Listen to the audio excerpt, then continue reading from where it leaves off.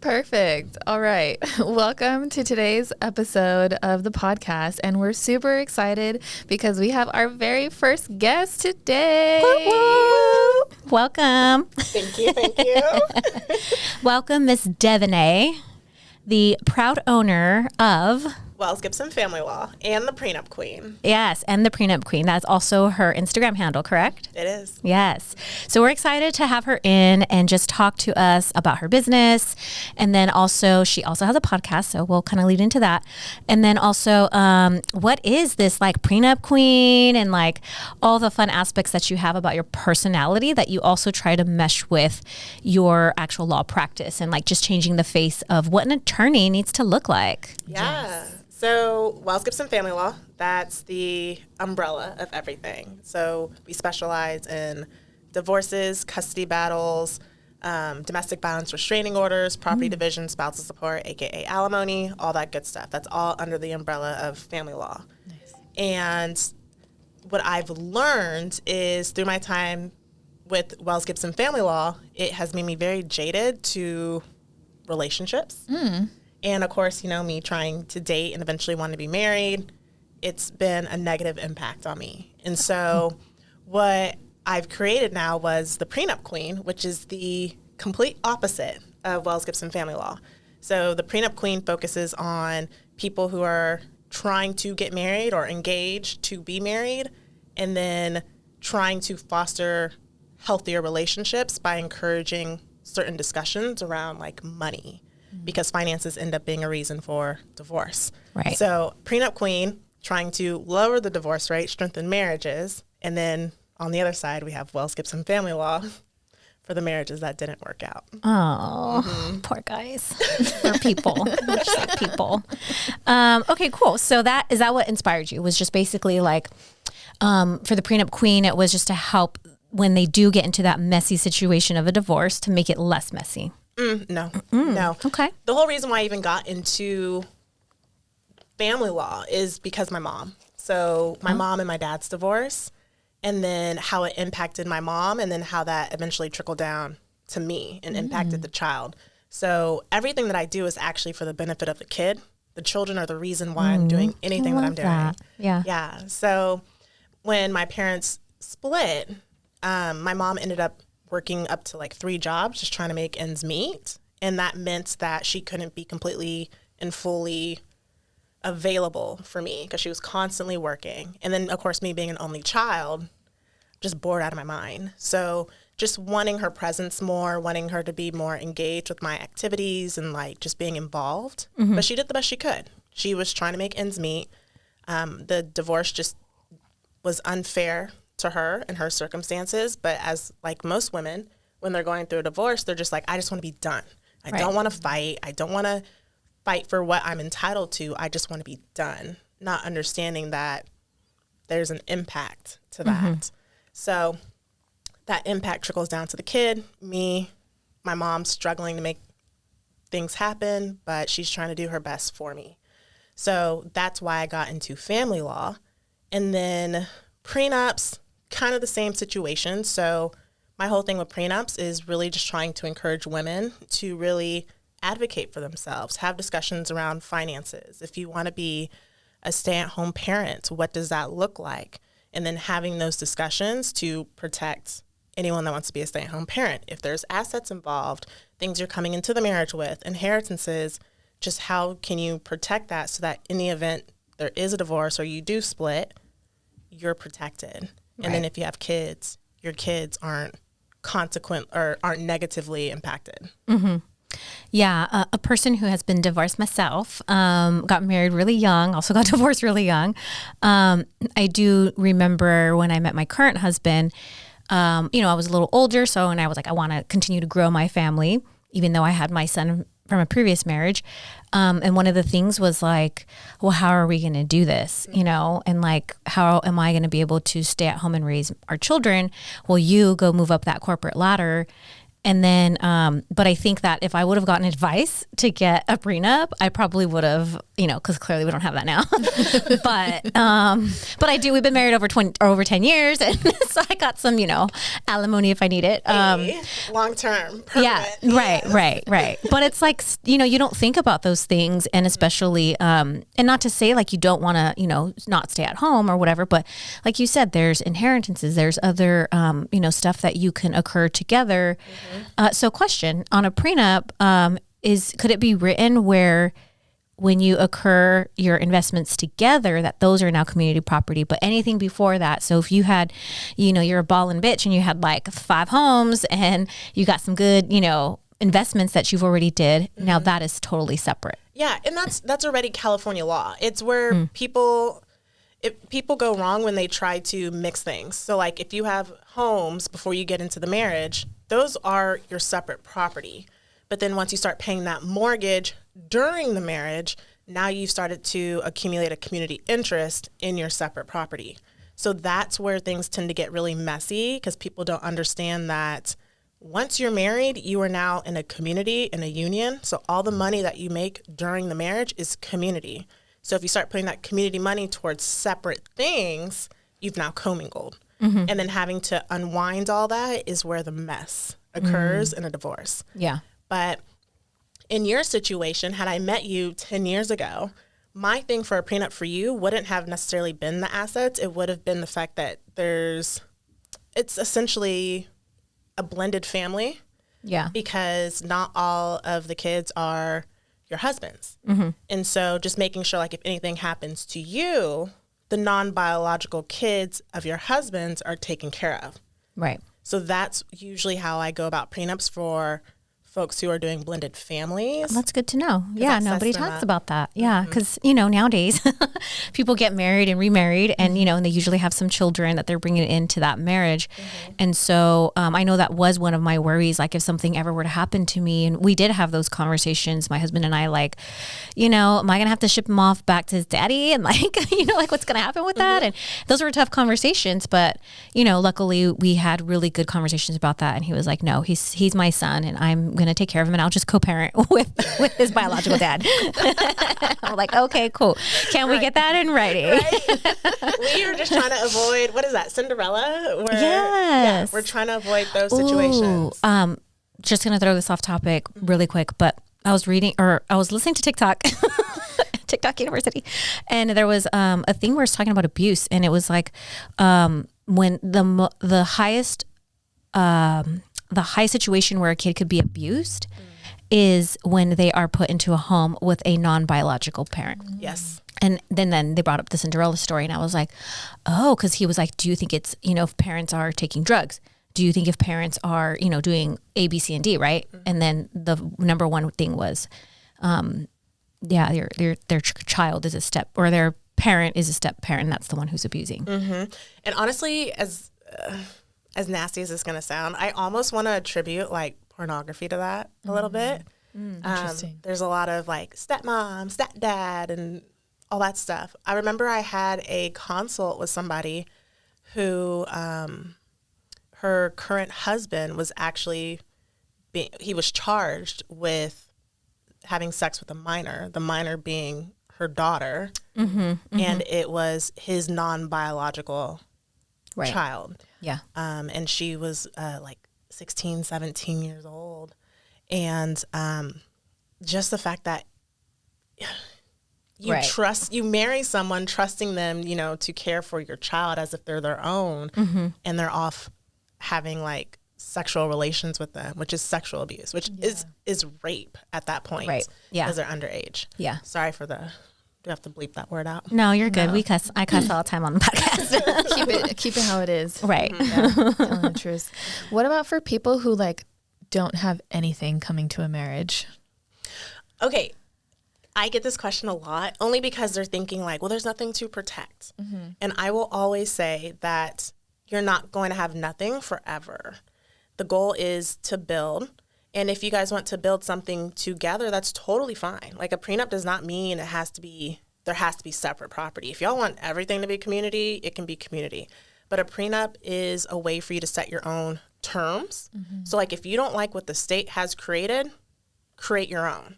So if you want everything to be community, and then if something happens, how are things going to be divided? Or if creditors come, how are we going to handle these creditors? You can create those own rules instead of defaulting into the state's. So if someone decides they want to be a stay-at-home parent, then what someone could do, especially if there's no assets as of right now, is someone going to put into like a retirement account. If the person's a stay-at-home parent, they can also have their own retirement account so long as their spouse is working. Do we put a percentage into their retirement account also? And then like just having these discussions so that way both people are still building something, no matter what the circumstances might be. So it's just a way to just have interesting, hypothetical, futuristic talks about money and then putting it on paper. Yeah. I like that because I think for a lot of people, and for me especially, like we're starting a business. We did a little bit backwards. Started a business. Look, it's okay. It's okay. A lot of people have a baby first and then get married. True. We do have an operating agreement, and I am 51% owner. Thank you, Chris. We love you. Yay. But yeah, because then like we have our debts and stuff, but we don't have like assets that we're coming into. So it's like, then what do we divide? How do we divide it? I mean, yeah, like you said, I like the imagining the future where we will have all of these things and how do we want to separate it? A prenup pretty much too, I'm just thinking about this right now. It's very similar to, because I do think of marriage as like a business transaction, even though that's so It is though. romantic. I mean, energetically it is. Right, Yeah. it is. But like similar to like when you get a business, like what type of corporation are you creating? What type of protections are you putting in place? And that's essentially what you're doing with the prenup. And so like, for example, we had a situation where we were representing an ex of someone. So we're representing a woman. Okay. And her ex-husband owes her so much money from back spousal support. And he's thinking like, oh, I'm done with this lady. I remarried. I never have to worry about my ex ever again. Had he got a prenup, had his new wife got a prenup saying your debts are separate, you cannot touch anything that's mine, nothing. Right. Then she would have been protected in the sense that with my client, we ended up going after also her stuff. Ooh. Because Oh, hell no. right? Because it's community. Dang. It's community, meaning he Yeah. has a half interest in her stuff. Right. So she had a home, so we put a lien on the house. So that way, because we knew they were going to try to sell it, if they were going to sell it, they would have to pay the Her lien out, off. Yeah. And so it became a whole mess. And I just remember thinking like, man, how she had a prenup. Right. Had they had these discussions, then she could have waived that prenup at us saying, no, this house is my sole and separate property. There is no community, which means he has no 50% interest in this. Take your lien elsewhere or try to get your money elsewhere, but you're not touching my stuff. Right. What happens when some fool or some girl, either Susie or John, goes and decides to step outside of the marriage? And okay, here's a scenario that I'm thinking about. You both come into your marriage with nothing, right? You're like, oh, whatever. And then, but you have a prenup and you're like, okay, if this is what we're going to, going forward, like these are divorce agreements or whatever. But if one of them cheats on each other, can you put that into your prenup and, make it be like, if this happens, then now it just all becomes community property, or like, does that even, am I making shit up? You're not. And prenups are so like state specific. So it really depends on like what state you're in, because each state has their own laws. Interesting. Yeah. Okay. So this is also your warning sign to go Google whatever state you live in. Correct. So We're talking about California, by the way. Yes. In California, it's called an infidelity clause is what you're talking about. Okay. Infidelity clauses are a no-go in California, but that's only if it gets challenged, which a lot of people don't challenge prenups anyways. So meaning if someone tried to implement the infidelity clause and someone was like, actually, if I were to take this to court, the court would be like, I can't honor that because we don't honor infidelity clauses. Because a lot of people in California cheat. A lot of people cheat, period. That's just, Right. It has become I'm so just playing. normalized. But in California, infidelity clauses are a no-go. So I always tell people not to put it in there, because there are times where if you put a provision in a prenup and it touches on a lot of other provisions in the prenup, but that one provision is now invalid, it's affecting now your entire prenup. Okay. Oh, wow. That makes sense. Yes. Wow. So I tell people don't even put an infidelity clause in it, because I know that if it gets challenged, it could invalidate the entire prenup. So there are other states, though, that are fault states, because California is no fault, meaning they don't care what the reason is for the divorce. Right. But there are states that are fault states, meaning if there is infidelity, which means you have to prove infidelity, it's going to change the outcome of your case. So like if you're the spouse that's trying to be supported with alimony, spousal support, but you cheated, you're not getting spousal support. Can you move to one of those states that That is exactly what people do. Wow. Yes. And it's called, that is also technically illegal. It's called form shopping. Right. Yeah. That seems like fraudulent a little bit. Yes, but it happens all the time. Yeah. But then that's more fees, and especially if the other person knows, like, you're trying to, pull the wool over the court, I guess, eyes. I don't know if I said that right, but Pull over the head. there you Pull go. the sheets over the head. Yeah. Wow. Damn. So then, like, what if someone's married and they didn't have a prenup? Like, are they just like, you're fucked and then that's it? They can do a postnup. Oh, okay. So you have the prenup, meaning prenuptial, so prenuptial agreements, meaning before the wedding, and then there's postnups, post the nuptial, so postnuptial agreements. But they're a little bit different. The same document, same things are in there, but they're treated differently in court. So prenups are stronger because you have more of a bargaining power, because the bargain is, or the bargaining power is, if you don't agree, I can walk away. Whereas if you're married, there is no walking away. You're married. Right. So the courts tend to view prenups as being stronger as opposed to postnups, because prenups have that stronger negotiation power. Right.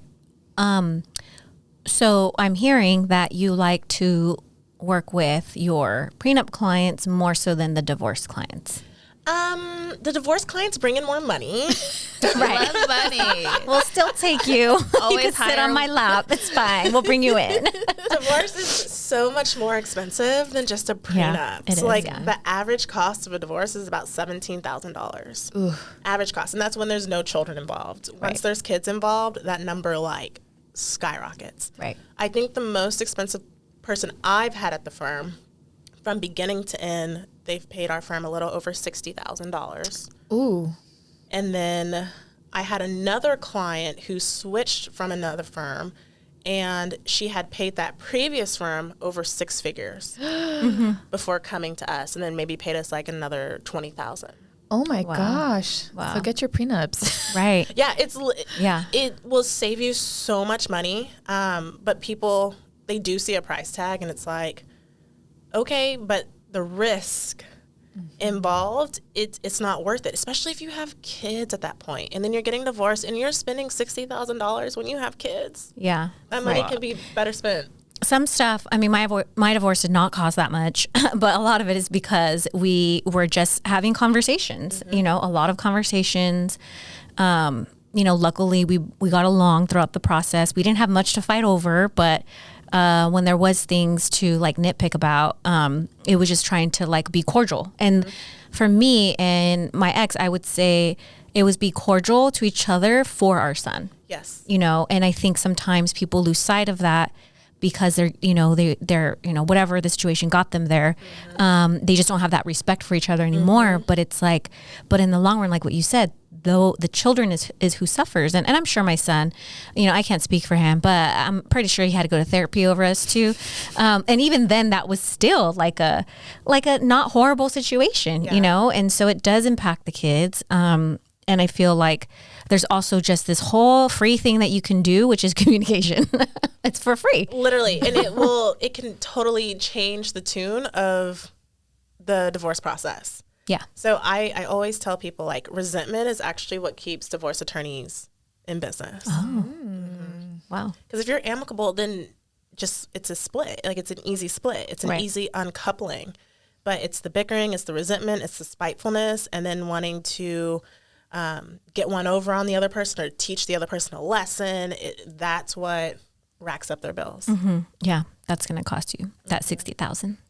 And you got to be careful with who you marry too, because there's that saying like the person you divorce is not the person you married. They're two very different people.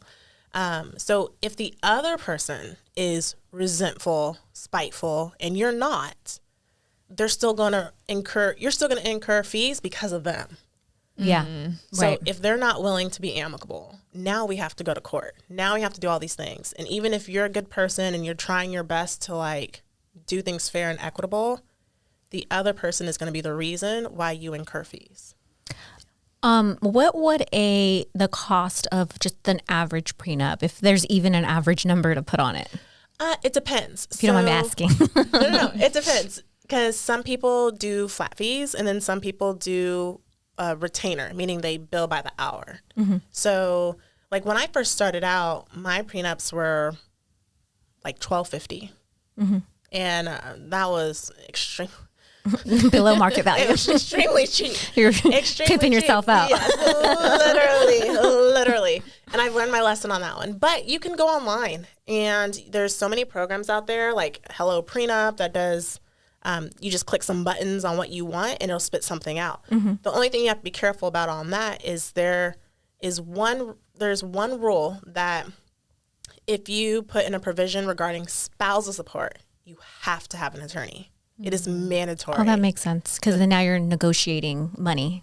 I mean, like, after the marriage or whatever. Right. That's the only provision that requires an attorney. Otherwise, you can completely eliminate spousal support and say, we will address this at a later day and time if that day and time comes.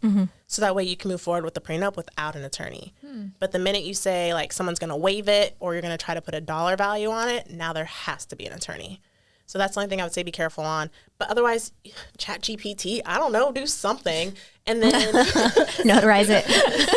And then, or just take it to an attorney to review if you don't want to hire an attorney to actually draft everything from beginning to end. So there's so many ways to make it cost effective.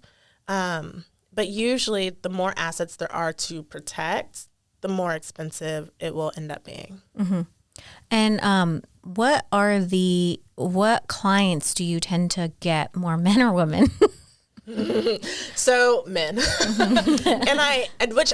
If men are like listening to this, like, please keep coming to me. But I really want more women, because that's who I really want to protect and educate, because women are more emotional when it comes to relationships. So they're forgetting the logical side of it. They're forgetting that it's still a business transaction. They're forgetting that like society views marriage as like a transaction. It's not emotional to like the IRS and the California Franchise Tax Board and creditors and all these things. They're not looking at the emotional side of marriage. They're looking at the transactional business side of it. And so that's why I prefer women, because I want to educate and make sure they're going to be taken care of. But it's usually the men who hire me. Right. One of the things that I do really urge everybody to go to is her Prenup Queen Instagram and TikTok, because you do give a lot of good insights, even in your stories. So it's like, that is really good information for people who are single, or even if like I'm married and I'm like, not to say that, if I had wood, I'd knock on it right now, but you just never know. And so it's just good to be informed. And also the other thing about her account is that it is very entertaining. So can you explain to us, what other ways do you entertain us via the Prenup Queen? So I also enjoy dancing, but it's not like, no, it is. It is pretty, it can be raunchy. We're not mad at it. Right. Yes. Let us see. Yes. But I have learned to tone it down a little bit. So you hardly see like any more like booty or like me wearing like lingerie. Now I'm in more like booty shorts that cover the cheeks. Right. She's in her Paula Abdul gear. If anybody knows who Paula Abdul, do you even know who Paula Abdul is? Oh, okay, cool. I was like, damn, don't tell me I'm that old. But yeah, I enjoy dancing. It's a great outlet. Yeah. It also helps me still feel like super feminine, because being an attorney, especially in my field, I'm in my masculine a lot. Yes. So just dancing feeling that like feminine energy. It's just really nice. It's different. Right. Yeah. I agree. So we were talking about Prenup Queen. Prenup Queen. Yes. And your Instagram. Also, I want you to share with us, one of the things that you shared with Valerie and I in our Biz Bestie community was that you wanted to change the face of what like an attorney looks like. So can you explain more on that? Yeah, we all seen Suits. We all seen How to Get Away with Murder. We've all seen like these attorney shows, and all of them make attorneys look really stuffy. Oh, Olivia Pope. Even though they look good. Even though. Olivia Pope was cute. They look for good. sure. But like the very black, white, navy, tan, maybe even tan's kind of pushing a little bit, but like very neutral colors, and it's very like briefcase in hand, stuffy, I'm going to court and this is how I talk. And that's not my personality at all. And I'm a very bubbly, I like colors, I'm still smart. Like, just because I dress differently or I want to present myself differently doesn't mean I can't advocate for somebody. Right. So it's just been, how can I still be myself and stay true to myself while also still being a solid advocate? And so what you see on Instagram of me dancing, that was hard to post, because it's like, that's not what an attorney looks like. And if someone's going to Google me or look me up, right, that's not what they're going to want to like represent them. And or at least that's what I've told myself. Right. But then I just started posting it because I was like, I would rather attract people who want me to be happy outside of work. I want to attract people who want me to be myself, because then that's how I can like truly and authentically like present myself to them. So it's been an interesting journey, but I've come to realize that people actually like the relatability when it comes to hiring an attorney. Yeah. And I actually just had my first consult, not even my first consult, but I will say first, I don't know. I just recently had a consult with the Gen Zer, but this one was so different because I think she was super young, but getting divorced. Oh, wow. And like the way she was interacting with me was very different than talking to a millennial or talking to someone older than me. And that relatability, it just felt natural. Like she was talking to me like, girl, like. Right. And I was like. That was little Arlene, like 20 years ago. It almost felt like I was code switching. So like I had to catch myself, and I was like, I'm so sorry, that's so unprofessional. And she was just like, no, like you're the only attorney, because she's had other interviews. Yeah. And she was just like, I relate the most to you, and then like hired. Right. Amazing. Yeah. But there was a moment where I leaned in, and I also started like saying, girl, no. Like that's just how I started talking to her. You're fuck that fool.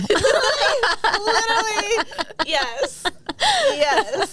And so it was just a connection, and that's what I've come to realize. Like, people don't necessarily want what we see on Suits. There are some people that do want that, obviously. Right. But other people want relatability. Yeah. It was making me right now think about my therapist. And usually sometimes you're like, I don't know, they have their very, buttoned up look or whatever as a therapist. And my current one, I'm like, she also looks like one of my friends growing up. And then I'm like, slowly like letting my own personality out and like getting more relaxed with her, because I'm starting to get that vibe. Like, she's somebody that I can be a little more like, I don't, as a client, have to feel like I have to button up too. And I think that even thinking about it from a client's end, I do remember my divorce attorney was pretty buttoned up. And then it would have been nice to just be able to be me and express myself the way that I wanted to, because that time is stressful.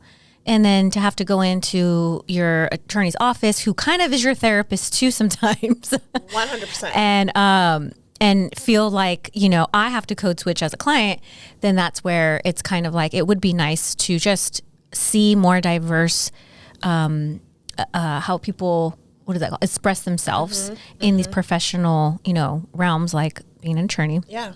And I think like you're right too. Like, you're like, I'm tired of having to, button up and all that stuff. So I love that. You're attracting the clients that you want and who align with you and your personality and who still see your smartness. Yes, they're not mutually exclusive. Yeah. Because you can have it all. You could be smart. You could be pretty. You can dress however you want to dress. And, you know, I think men, oh my God, let's talk about men and like male attorneys. So sometimes they're so sloppy. Oh. So sloppy. So it's like the other end, you know, so sloppy. Or I don't know, you go to court more than I ever would. I don't want to go to court as much as you and that means I'm in trouble. But like, yeah, like they probably could just dress like however they want, really, so long as they put like slacks on and maybe a button-up shirt or maybe even a button-up shirt. You know, like I don't know. But I feel like they can get away with sloppiness. I feel, so when I go to court, I'm pretty much buttoned to the T. So not gonna lie, I still have to present in a very formal manner when I go to court, and that standard will probably always be there. Can I get away? Like I could probably wear this with like black pants or a really nice blouse, but I'm still going to try to be very formal because the judges are going to look at me a certain type of way, and then that's going to affect my client. Right. So I'm going to do what I need to do to make sure my client is taken care of. Right. But like in meetings and stuff, I want to be able to be comfortable. But so I would say when we show up to court, usually the men, they're very formal. They should be very formal. But as far as like men and women, I do feel that women feel like we have to be more presentable just because we're women, because we have to like prove ourselves more. But then when I see men outside of court, I'm just like, and people hire that? Yeah.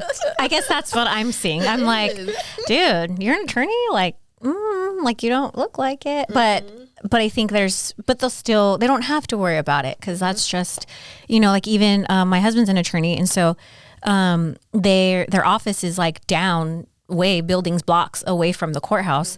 So you have all the ladies with their little tote bag and with their tennis shoes on and their heels in their hand. Yes. You know, where men just could wear the little loafers. Wear some comfortable shoes and then walk over there and it's good, right? So that's just like one example of like, that's you know, valid. Yeah. Very valid. I will also say too, since we're just talking about men versus women, no hate on men. Like, none at all. None at all. We need you too. Please be our advocates. Right. Yeah, that's a good point though. Be our advocates. Yeah. But there's just a different standard with men, because there are times where like I show up to court and the attorney on the other side, I'm just like, how did you pass the bar? And like, how do you have so many clients? And I think people just see a man and they just think like, this must be a smart person if he's an attorney. But then they see a woman or a woman of color and it's like we have to go above and beyond to tell them like we are capable, and usually more capable than the other people they're considering. Yeah. So there have been times where I showed up to court being, and it's also ingrained in me a little bit. Like I go extra prepared because I'm like, oh, he must be good or they must be good, only for me to get there and I'm just like, I over-prepared. You're like, I feel like Kobe Bryant right now. I could have taken the weekend off and still won this case. But no, there's definitely a double standard. And I wish more people would understand that women just bring something different to the table. And especially we have women judges now too, who also bring a different perspective to the court. So I just think that I wish there wasn't that double standard, because women come in with a little bit more empathy when it comes to our cases, because the court is one not only of just law but also one of equity. So we do have to talk about like the fairness aspect of things, which I feel like women are also really good at, and they're really good at like showing that story and being persuasive, because it's just like innate in us. Yeah. Is there anything that you want to share with us besides your free content that people could binge watch on the Prenup Queen Instagram or TikTok? Is there any other social media outlet that you have? LinkedIn? I have a LinkedIn, but I don't post on it because I'm still trying to balance the whole professional versus I see. Like how I really want to show up. So I feel like there's a time and a place. And I feel like on Instagram, it's easier for me to be completely myself on Instagram, Whereas on LinkedIn, I feel like I do have to be a little bit more professional because it's a different audience. So not saying like people on LinkedIn are not my ideal clients, because they very well could be. Yeah. But I'm just saying there's just different factors I have to consider based on the platform I'm using. So I don't post on LinkedIn as often. So I'm usually on Instagram, the Prenup Queen. I have my Facebook, which is at Wells Gibson Family Law. And then my TikTok, which just mirrors my Instagram. Yeah. But I have my TikTok also, the Prenup Queen. Yeah. Is there anything that you want to share that you want to, like either your law firm or the Prenup Queen, or you just yourself, like any community things that you're really immersed in, or that you even want to, even going forward? Because I know sometimes like, you know, you're so in the grind of trying to start up your business, but then once you get to a point, you're like, okay, I want to really now support my community and align with A, B, C, and D. Yeah, I think there's two things on that one. Because like right now, the way I support my community is volunteering. So I volunteer because I originally wanted my ideal client to be my mom. And I that comes with me. That means that oh my gosh, that ideal client has no money, which I've realized I cannot run my law firm focused on that particular ideal client. So I volunteer my time to give back. And so I am there's something called like the Community Law Project, which is actually created by my law school, California Western School of Law. And they have clinics at different areas around San Diego to where people can come in for an appointment, sit down, bring their documents, and we go over their case with them. We give them strategy on what to do next. A lot of them, I end up just giving them my business card because I'm like, these are the things you need to do. If you get caught up or if something happens, here's my contact information. Contact me and I'll help you through it. Right. And it's all free of charge because that's just me trying to give back because I wish someone had done that for my mom. And so I'm immersed in that. I also volunteer at something called Second Saturdays. So the second Saturday of every month, where it's a divorce workshop. That's not free. You do have to pay for that. I think it's like $25 maybe. Still, that's really I'm all- affordable. Yeah. Probably $25 well spent. Yes, over 60. But Right. there's so many facets to it. So I usually present first. So there's a divorce attorney, and then there's a financial analyst who's also there going over more of the financial aspects of a divorce. There's a mediator, so someone can talk about how to do it amicably if that's the route they want to go down. And then there's also a therapist who comes on and talks about that realm. I don't know even how to say that. The emotional realm. The emotional realm, of how to navigate through a divorce in the proceedings. So there's like 4 of us up there who are presenting. I always go first. And I usually tailor the presentation to the audience. So I usually ask questions like, where is everybody at in this process? Are there children involved? What are the main concerns? I jot down these notes so I can tailor my presentation to the audience. So I also do that. And then I'm trying to create my Love Meets Wealth course. So that's not necessarily like free community stuff, but Right. But it's something the community could take and learn. yes, because it really is my mission to lower the divorce rate. I don't know how that's going to happen, but like that's what I would love to be, even if it's just like 1%, 2%, 3%, whatever, because that's so many marriages. Yeah. And so my goal is to create this course, which we've actually already created it. Now it's just a matter of like marketing it.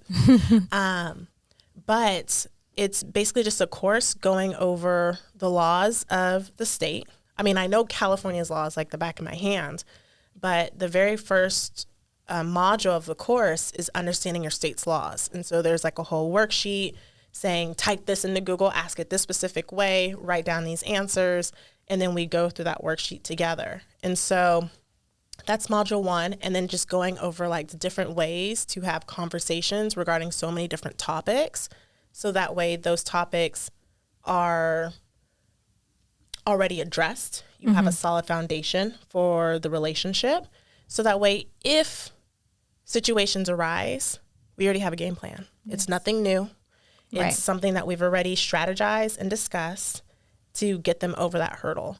And so we have that, and then just fostering communications throughout the marriage.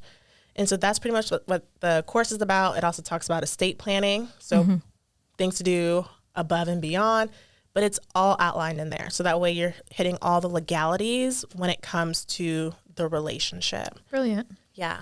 But I want to take it even further because I'm a dreamer. As you should be. Yes. As you should be. But my goal, I mean, we just have the course right now. I still need to market it, get that up and running and, you know, like solid before I move on. But I would love to have like retreats. So it could be like the honeymoon or whatever it is. But I also want to incorporate like a marriage and family therapist into the situation, and like having them come in and talk about things like that. That you can funnel them into that. I love that. Ooh. Yeah. So my goal is to like make it a whole retreat situation instead of it just being a course. Yeah. Because I actually want to like sit down with each person and talk to each person. I understand the course allows me to like reach more people, but I still like the interaction that I get. So just I want to interact with people. So I hope the retreat would be. Yeah. I can see that because I feel like these are, even though they do the course, right? But there's nobody physically there, like when they're coming to those hiccup moments and they can't get past. Did you guys watch Love is Blind this last season? Yes. Not the last season, no. Oh, okay. Well, spoiler alert. They do talk about a prenup. Okay. And actually some of, I think the one couple that did talk about a prenup, they didn't end up getting married. And one of her things was not so much about the prenup, but there was like conversations that they just didn't align with on. Exactly. And so, and he wasn't, what she felt like wasn't opening up or like wanting to go deeper. So I feel like if there was some sort of like immersion, you know, now you could like have somebody there to help facilitate going deeper. Then that can also like, what is that? Like mitigate a lot of problems going, you know, that could arise later on because you've already opened the door path and like somebody's there. You know, it's kind of like when you want to ask your parents when you were little, like, can my friend sleep over? And you're asking them what your friend right there next to you. Right. So you feel pressure. So yeah. So it's kind of like at least there's somebody there to be like, oh, okay, like a neutral party in a sense. Yeah. Money is so like personal and everybody has like their own money story. And sometimes there's also like trauma involved. Right. And that's what makes it so hard to discuss like finances. People are more willing to talk about religion, politics, sex, death than they are to talk about money. But it's like money makes our world go around. And if it's really two unique individuals becoming one, like it is such an important topic that has to be had.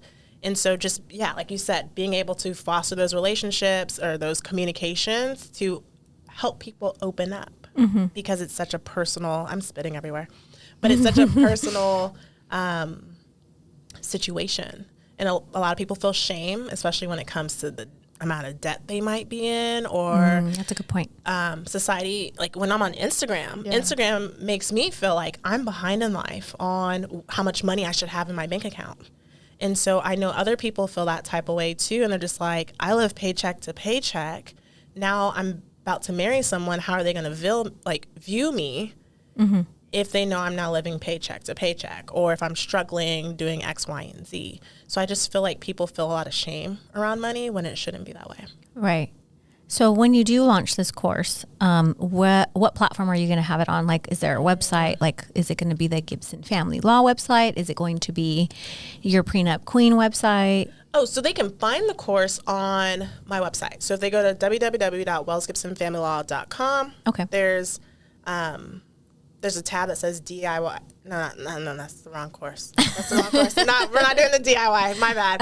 No. The money. Actually, that's a good question. I don't actually have it. Okay, we'll follow on for more. Follow on for more. This is what is the birthing of this? Like launching it? Are you gonna birth it out in the spring, or is it gonna be a summer baby? It's already launched. Okay. I just haven't marketed it. Like got it. I went through the entire process of creating it, and then a lot of things. So anything I do outside of Wells Gibson Family Law is pretty much like a passion project of mine, and so we went through the whole process, recorded all the videos, got all the worksheets, got it all. We used Podia for the platform. Yeah. Got it all up and running. That's exciting. And then when something happens at the firm, it pulls me back in. And then I have to focus on the firm I see. and making sure the firm's okay before I can go back to continuing to do Hatch that other egg. it. Literally. Yeah. So there's been a lot of ups and downs with the firm, more so when it comes to like turnover of employees. So like if an attorney leaves, I have to step in to do all the legal work. Yeah. Which pulls me out of my passion projects. Right. So the course is already done. It has launched. I just haven't marketed where I wanted it to be. But if anyone's looking for it, it is for sure on my Instagram.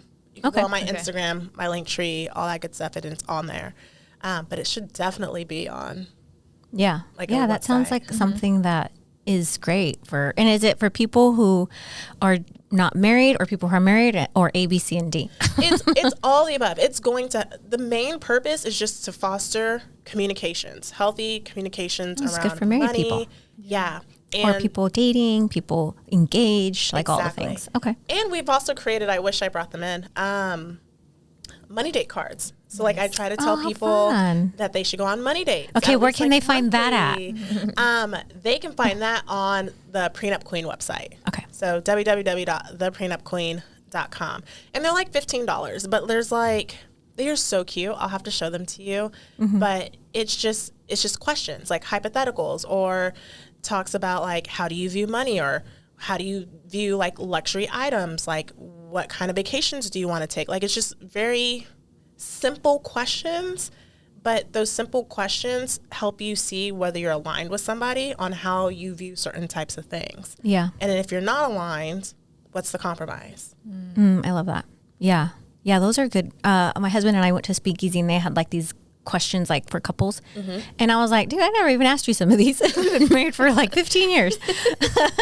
But it was but again, that's just like another nice way to like an intimate way to have conversations that, you know, you normally wouldn't bring up and ask. Yeah. Like travel and like, what does your travel look like versus mine? Cause then there's the money now, you know?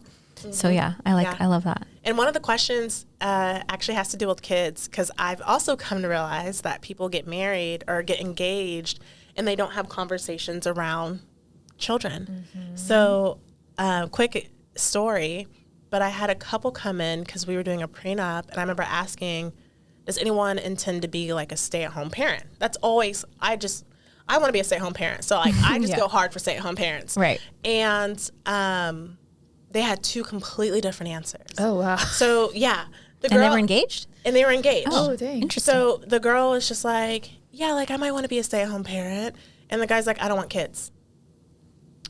That's a big difference. And I was like, that's a huge difference. Like, and I mean, no judgment. Yeah, But yeah. in my head, I'm just like, y'all didn't have this conversation? Like, that's such a huge topic. And they just never had the conversation. Surprised. Right. Yeah. Yeah. They also didn't finish their prenup. So I don't know if they actually. That question probably made them break up. I'm just kidding. No, I really think that's what happened. I do want to leave off because I know this is a long, but fun podcast with lots of tidbits. But what you did say about you donating in your act of service to the community. So I was one of those people when I got divorced at 23. Yeah, 23. And I did hire an attorney to do the custody portion because for me that felt more important.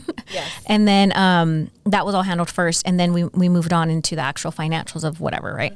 But I had run out of all my money. So I was like, okay, how can I DIY this? And I remember my ex-husband at the time, he was in the military.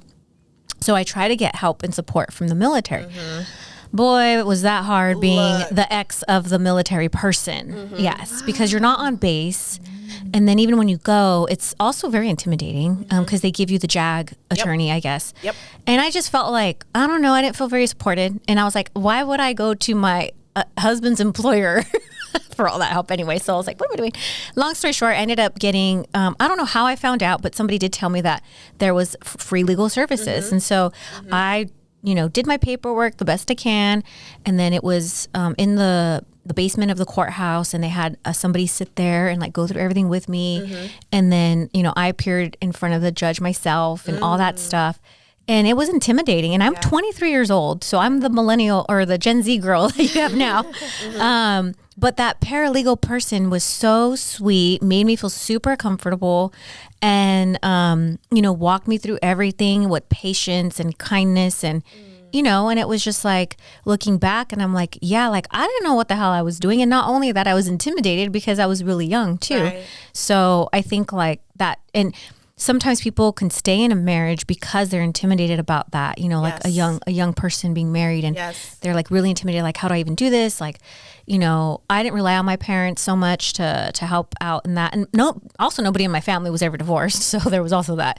So I feel like, having people do and give their time and their professional time to the community makes a big difference because, like I was your mom kind of, sort of, in that sense. So I love that your story stems from your mom and you being that kid, watch your mom go through all these hardships. Like that is very beautiful. Oh, thank you. Thank you. Yeah, that's my why. Yeah, I love that. That's my why. But I will, real quick, when you said people are usually scared to leave, there are times, and especially me doing consults, people aren't ready to make the decision to divorce immediately. It's something that they have to actually plan for, especially when they've been together with someone for so long or they're financially dependent on that person. It's some divorces require proper planning, because if you leave, how are you going to support yourself? Right. How are you going to get a roof over your head for you and your kids, or provide like meals for you and your kids? Now you're going to be food and housing insecure because you don't have any money. That's a good point. Yeah. Because I know that there's somebody that I know now where they're helping their mom, staying with them, and the dad just literally cut off the mom from all the money, and they're homeless at this point all the time, and they only get $1,000 for Social Security. Happens all the time. She's like, yep, now I got to take care of my mom. And so, and I was like, wow. So, but in that situation, there could be planning, there could be other resources like women's shelter homes, things like that to help you get on your feet. But it's like just knowing that, planning all that out, you know. I swear the person you marry is not the person you divorce. One of my clients, we had to go in on an emergency hearing because her husband took her car and then sold it. Oh, shit. Took her car and sold it. Locked her out of all the bank accounts. Oh, no. Has literally nothing. Literally nothing. Yeah. Yeah. Well, I'm glad that we were able to literally pick your brain and have you share with us your experience with your clients, but also the importance of like a prenup. And then also just letting everybody know that the divorce isn't that simple, that it impacts children, it impacts you, even your emotional stability, like everything gets shaken up. So we need more attorneys that are like you, that look like you, that dance like you. Yes. And that also provide extra resources on top of all the other things that you do. So, pat yourself on the back. Thank you. We are so proud of you and for you to be one of our biz besties. Yeah. Well, thanks for having me. I had fun. Thanks for coming. And then really quick again, so WellGibsonFamilyLaw.com and on Instagram, the Prenup Queen, and TikTok, the Prenup Queen, Facebook, Wells Gibson Family Law. No, my Facebook, yes, it could be Wells Gibson Family Law, but I post more also on my personal, which is also public. Okay. Yeah. Awesome. So they'll see dancing a little bit, not as much on Instagram, but a little bit every once in a while. Yeah. Awesome. And check out her course and, hit her up if you want to be one of her first retreat people. That'll be in like years. That's down the road. No, stop it. Hell, I do retreats. I can definitely help you organize it. It's going to happen.